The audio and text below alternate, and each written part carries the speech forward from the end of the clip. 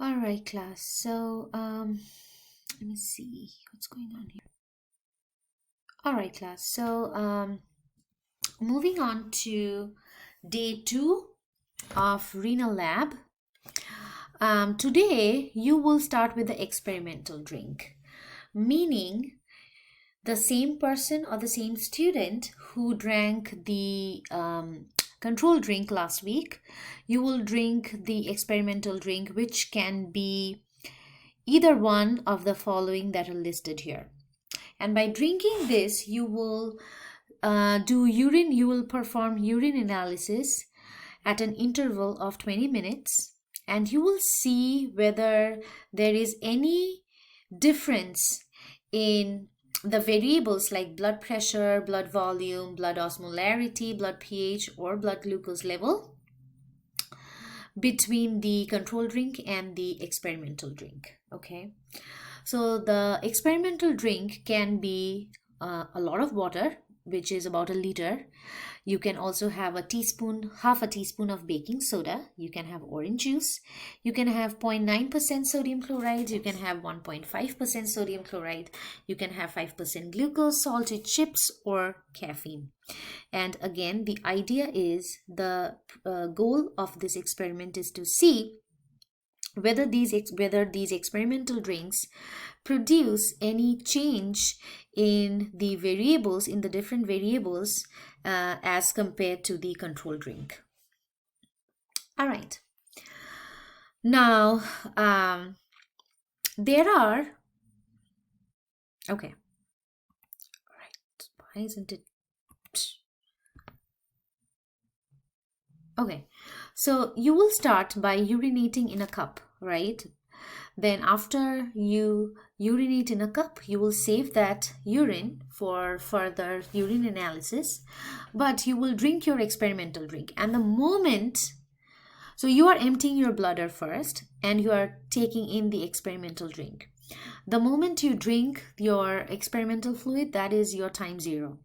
And then every 20 minutes, you have to go and pee. Even though you don't feel the urge, still you will try to pee every 20 minutes. You will record the volume, you will record the color, the odor, and you will do urine analysis test. All right. Now, since obviously we are not doing this experiment in lab, we have provided you the data for each of these experimental drinks, and I will not go over everything. I will just highlight the really important stuff, but really by looking at the data, I want you to figure out, okay, I'm drinking a lot of orange juice. So what do I expect? Do I expect my pH to go up or do I expect my pH to go down? Stuff like that. I'm drinking a lot of water. So what do I expect? Do I expect to see an increase in specific gravity or a decrease in specific gravity? So things like that. I want you to really spend time looking at the data and figure out the different outcomes or the different results that you might see with different variables. All right. So again, as I mentioned, we will just go over the important stuff. Now, another thing, class, please listen, this is really important. In a regular lab setup, remember, we have to, since you're dealing with your urine, we have to pay a lot of attention to the safety procedures, where to dispose this, how will you clean up the table, stuff like that. So from your manual, when you read the urine lab, make sure you highlight and you kind of make note of how to dispose things properly. You might expect 1 or 2 questions based on this on your practical exam. All right. All right, class. So this is the data for the experimental drink, which is 1 liter of water. So you drank a lot of water. Obviously, if you drink a lot of water, what do you expect for the urine volume? It'll go up. So a lot of urine. If you're drinking water, you don't expect much change in pH, do you? Okay. How the specific gravity? You are very hydrated at this point. Will the specific gravity go up or down? Look at the difference. and think about it. All right. Since you just drank water, so chloride ion concentration will be slightly less. Again, I don't pay much attention to chloride ion concentration. As long as it's in the normal range, it's okay. Okay, so those were the highlights for drinking water. Okay. Now let's talk about the situation when the experimental drink is baking soda. So you're kind of dissolving baking soda in water and then drinking it. Obviously, there will be little increase in urine volume. And then your baking soda is sodium bicarbonate, Na2CO3, sodium bicarbonate. So if you drink sodium bicarbonate, what will happen to pH? Is it acidic or basic? Haha. Think about it. Think about it. Okay. What will happen? You are also drinking, like along with the baking, obviously the baking soda will dissociate into ions, right? So what happens to the specific gravity? Will it be more or less? Look at the data. What's happening to specific gravity? All right. Moving on to the third one, which is orange juice. We all know that orange juice is a little acidic, right? It doesn't affect the urine volume much. However, pH is big, right? When it comes to orange juice, pH is big. So it's acidic, as you can see here. Specific gravity, it has it has sugar, it has ions, it has vitamins. So specific gravity, obviously, there will be an increase in specific gravity, as you see here. And chloride ion concentrations stay in the normal range in this case as well. Then we're talking about drinking 0.9% NaCl. One thing I want my students to know is that 0.9% NaCl is actually isotonic. Isotonic. What do we mean by that? That means that it has the same concentration, ion concentration, as our body fluid. So that's a good thing, right? So urine volume doesn't change much if you drink 0.9% NaCl. pH, also this is isotonic. You cannot expect a huge difference in pH in this case. However, you are taking in ions, right? So look at specific gravity and think about what's happening. You are taking in ions. And then again, chloride ion concentration within the normal range. All right.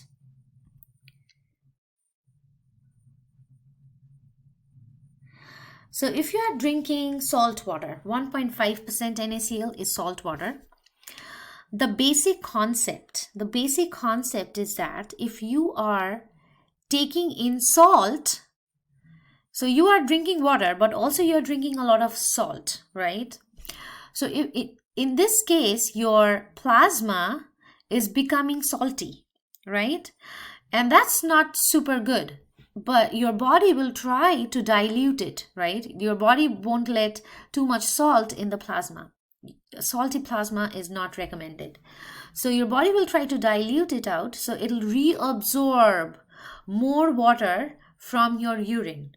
So your urine at that point will get a little concentrated because your body is trying to conserve water in order to dilute out all the salt that you had. Therefore, look at this and think about it.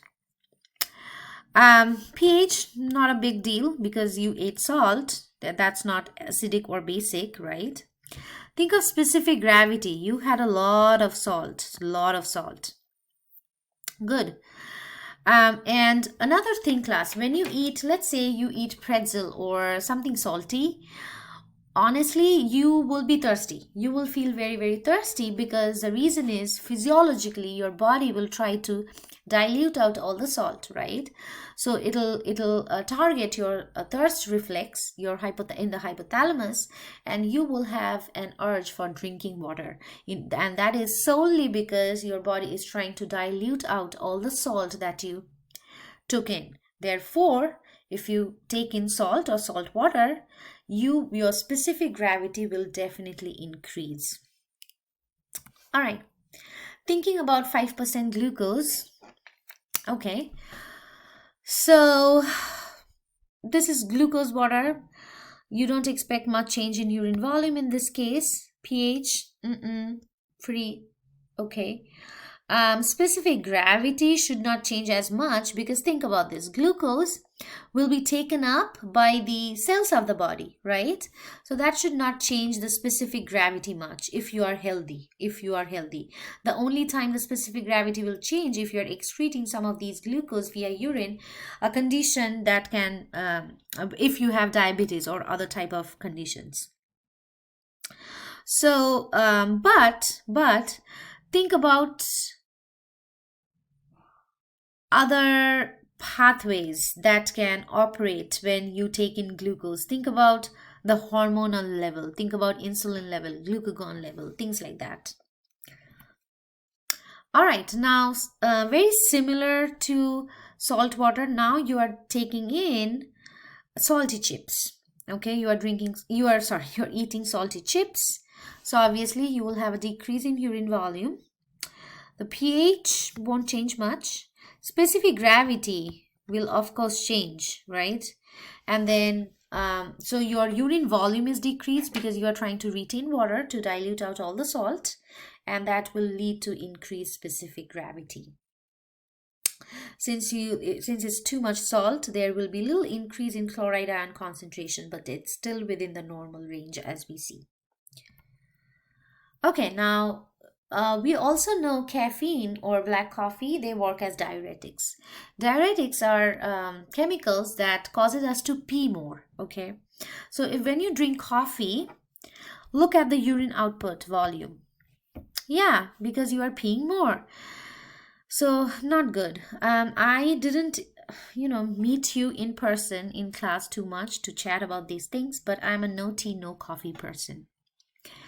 No, unless I'm having a sore throat or something and I need mild, some flavored tea or something. I don't really drink tea or coffee.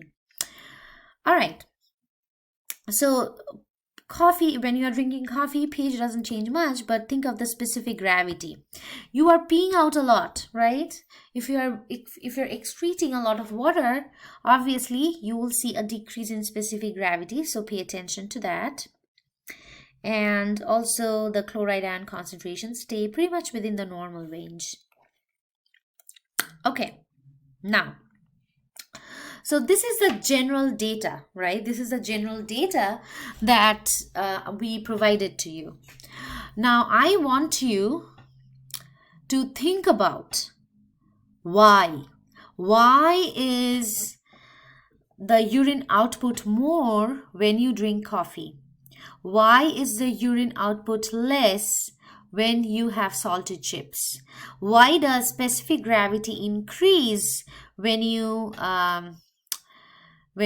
eat bicarbonate or baking soda? Why does specific gravity decrease when you drink a liter of water? So I want you to think about these situations, and I want you to prepare yourself with the different pathways. So think about what pathway, what homeostatic pathway in the body is trying to regulate things and bring things back to normal state. I'll start with a new video and we will talk more about this.